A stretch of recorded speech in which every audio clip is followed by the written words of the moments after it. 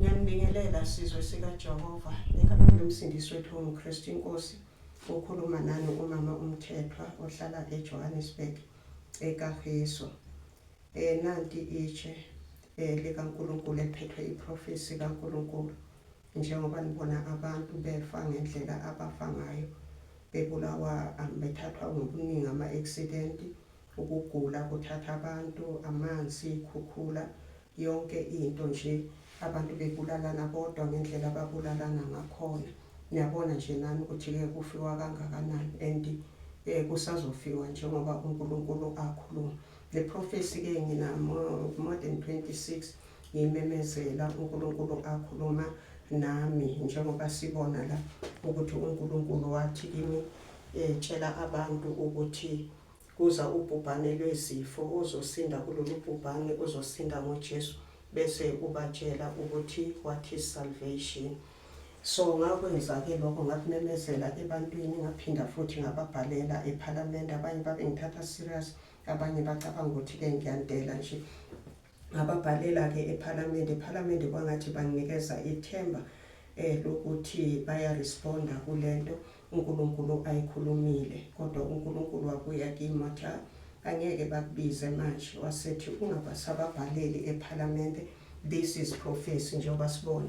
This is prophecy. Balinde phethakale konke ngithume kona, bazokubiza kodwa bazokubiza abantu bephelile njengoba sibona la, bazokubiza kodwa bazokubiza abantu bephelile.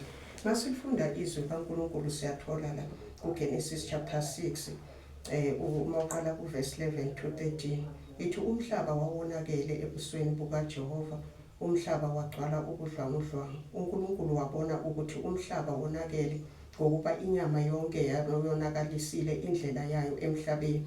uNkulunkulu wathi kuNowa, ukuphela kwenyama yonke kufikile phambi kwami ngokuba umhlaba ugcwele ubudlwangudlwangu ngenxa yabantu, bheka ngiyakubachitha kanye nomhlaba. Masifunda lithi ukuphela kwenyama yonke kufikile phambi kwami ngokuba umhlaba ugcwele ubudlwangudlwangu ngenxa yabantu, bheka ngiyakubachitha kanye nomhlaba. Njengoba sibona la uNkulunkulu mayithi ePhalamende balinde kuphethakale konke angithume kona, bazongibiza kodwa bazongibiza abantu bephelile.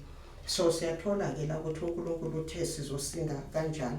Izosinda ngoKristu Jesu kuphela, akukho kunye esizosinda ngakho. So ngababhalela-ke ePhalamende, ngabatshela konke until kufika uNkulunkulu mayesikhulume ngale eyesi-2 ukuthi bazongibiza abantu bephelile. uNkulunkulu wathi kimi mangibhale etsheni iprofesi, ngangenamali-ke yokuyibhala ukuthi ngizoyibhala kanjani. uNkulunkulu wayenginikile ukuthi ngoyibhala kanjani ilitshe, ukuthi ngizolenza kanjani, wanginikeza i-design kodwa imali yokulenza ngangenayo. Wasithi angiye kuPastor Kenneth Mishwe eFosloras uzolenza itshe. Ngempela ngayenza kanjalo njengoba uNkulunkulu engiyalile.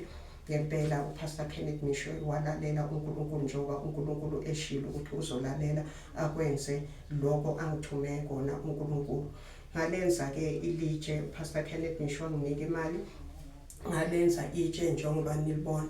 Mase sengilenzile-ke itshe, uNkulunkulu wasesekhuluma nami ukuthi mangilise e-Union Building. Ngalihambisa-ke itshe, belingamaphisi ahlukene njengoba nibona lihamba lingamaphisi ahlukene. So sahlukanisa-ke kanjalo, belingakhekanga kanjena, lihamba hlukene. Masifika e-Union Building bangithatha njengohlanye, becabanga ukuthi ngiyagula. Ngazi noma becabanga kanjalo noma kuthini, bangibizela amaphoyisa ukuthi azongithatha nelitshe. Ngempela amaphoyisa afika-ke angithatha-ke nelitshe, kodwa kutholakalanga-ke ukuthi-ke ngiboshelwa ini. So-ke lahlala itshe e-Sunside Police Station because babiza amaphoyisa ase-Sunside Police Station. Lahlala-ke khona leyo minyaka elayihlala until bebuya kimi bengibhalela ukuthi mangize ngizolanda ilitshe. Ngampela ngahamba ngayolanda itshe. Manje ngiyolanda itshe eSunside Police Station, lamaphisi lawo eniwabonayo ayengasekho lawo.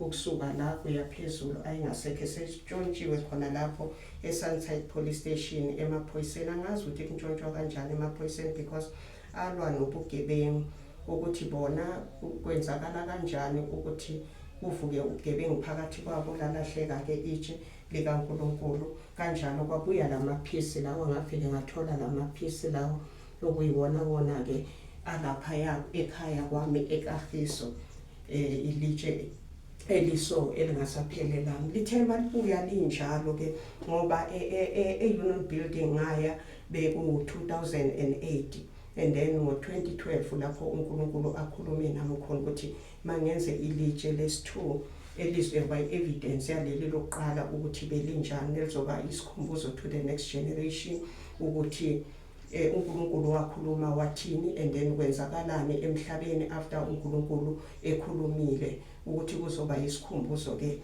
kwisizukulwane esilandelayo. Ngakwenza-ke lokho, ngalenza itshe, kwaba khona abazalwane abanikelayo.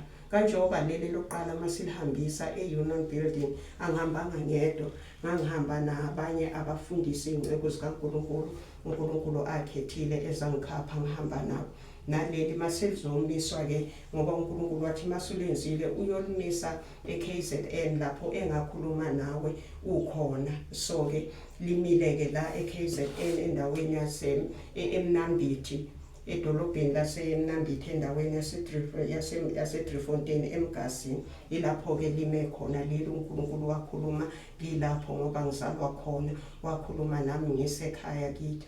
So-ke ngasalimisa-ke khona ngo-2012 nakhona uNkulunkulu wavusa iy'ngcebo zakhe, abomfundisi uMhanu, abomfundisi uMaluleka, ney'ngcebo zikaNkulunkulu ey'ningi zazokwenziwa inkonzo enkulu yokuzomisa lelitshe.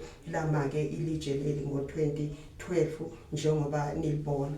So-ke uNkulunkulu mayikhuluma nami ethi bese ubatshela ukuthi what is salvation. Into engayinothisa ukuthi ePhalamende bangayithathi lento, bathatha isalvation bayithatha njenge-religion. That's why kwaba nzima kubona, kusesenzima namanje ukuthi bakwamukele ukuthi uNkulunkulu wathini. Salvation is not a religion. Salvation is deliverance from impending disaster and finding of refuge in a place of complete safety. uJesu Kristu uyena oyirefuge yethu okufanele ukuthi sicashe kuyena, uyena oyisiphephelo sethu okufanele ukuthi sicashe kuye, uyena oyinqaba yethu okufanele ukuthi sicashe kuyena, uyena ongumkhumbi kanjengoba uNkulunkulu mayikhuluma noNoah wathi makakhe umkhumbi, uyena oyi-ark of salvation yalesi sikhathi okufanele ukuthi sonke singene kuyona le akhi ukuze sizokwazi ukuthi sisinde. Akekho umuntu ongakufuni ukuphila kwakhe, wonke umuntu uyakufuna. So-ke njengoba iPhalamende yona isalinde ukuthi kuphethakale konke uNkulunkulu angithume kona, bezongibiza kodwa bezongibiza abantu bephelile.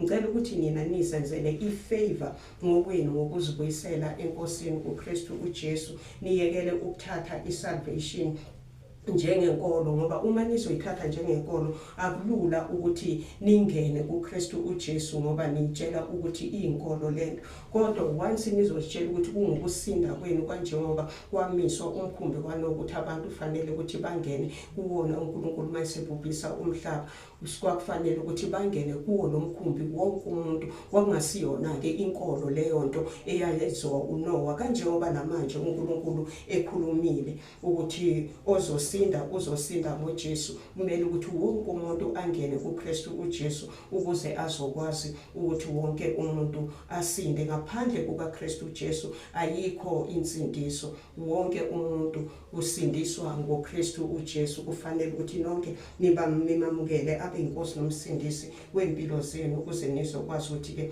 nisale nisindile, ngoba uma nizoyithatha lento nishaye indiva, ngifuna ukunitshela ukuthi nizophela nonke, kuzosala insalo. Kodwa ngokuthi nizenzele nina ifavor, kufanele ukuthi nizibuyisele enkosini. Njengoba iPhalamende yona isalindile, nina buyelani enkosini, nibuyele kuKristu uJesu ukuze nizokwazi ukuthi nisindiswe nina nemindeni yenu ngokumamukela abe inkosi nomsindisi wempilo zenu. Njengoba lisho izwi kaNkulunkulu la ukuthi Christ our Passover lamb has been sacrificed, uKristu uJesu wasacrificeelwa thina kulesi sikhathi samanje ukuthi sikwazi ukuthi ke sisindiswe. Ayikho futhi insindiso ngomunye, alikho futhi elinye igama elinikezwe ebantwini abantu abazosindiswa ngalo. Alikho igama elinikezwe ebantwini ngaphandle kwegama lika Kristu Jesu abantu okumele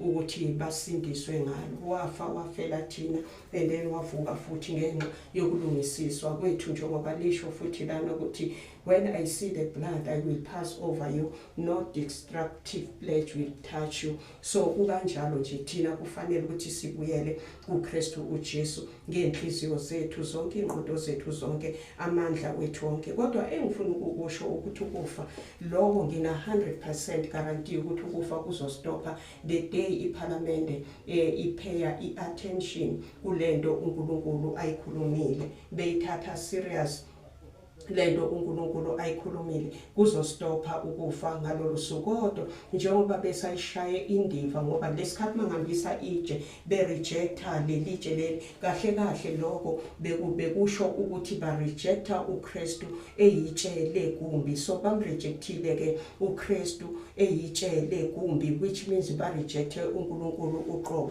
which means ababusi bethu eParliament benza izinto ngaphandle kukaNkulunkulu ngoba rejectile uNkulunkulu. So ke mina ngiyacela ukuthi nizibuyisele uNkulunkulu, ilona lijeke leli elikhuluma ngokuphela kwabantu njengoba nibona lana ukuthi abantu bazophela kanjani ngiyobizwa eParliament bephelile. uNkulunkulu ke akawaqambi amanga. Uthe ngo2020 lafika ubhubhane lesifo olubizwa ngeCovid, lafika labhubhisa labaqeda abantu. Kwathi ngo2021 uNkulunkulu wakhuluma ninceke yakho umfundisi uMvelasi ukuthi mangibuyele, ukuthi yena uthi mangibuyele eParliament kuyoba reminder ngaloko angithume kona. So ngabuyela ke ngempela kwangathi ke baya responda, kodwa ke futhi at the same time benga respond ngoba azange ayikho imizamo abayenzile ukubonisa ukuthi baya responda ngoba kusesenjalo njengoba uNkulunkulu ekhulumile.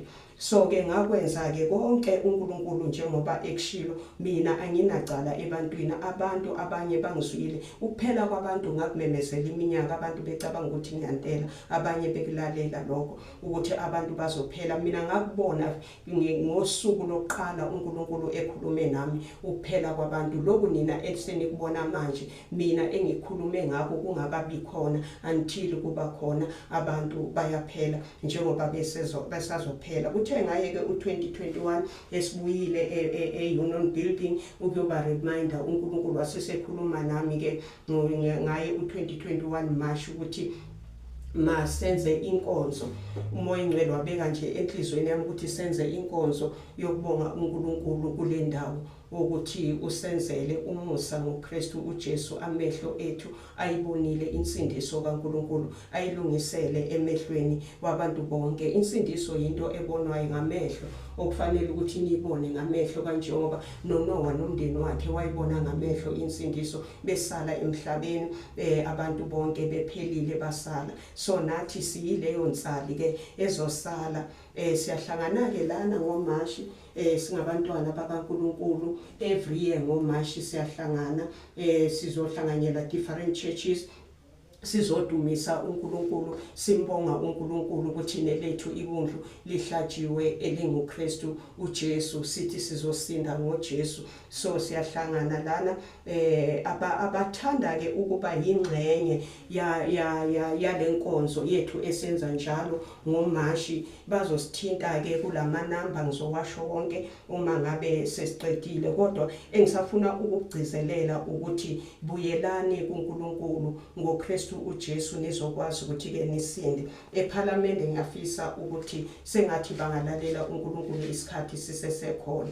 Inkosi yomusa imbusise. Amanamba enizosithinta kuona ke awami amanamba is 0720260 ngaphinde futhi 0720260 akhona manje 078644439 again 078644439 39. Iwona amanamba ke lawa enizosithola kuwona manifuna ukwazi ngendaba yenkonzo yethu yangoMashi. Sizokwazi ukunithumelela nama posters nokuthi iziphi izinto esizidingayo, because asihlanganyeli ilanga elilodwa, siqala ukuhlangana from Thursday until sihlukane Sunday. So nizosithinta kuwo ke lama namba ukuthi sizokwazi ukuthi ke sixhumane mani nembuzo futhi nikwazi futhi ukuthi nibuze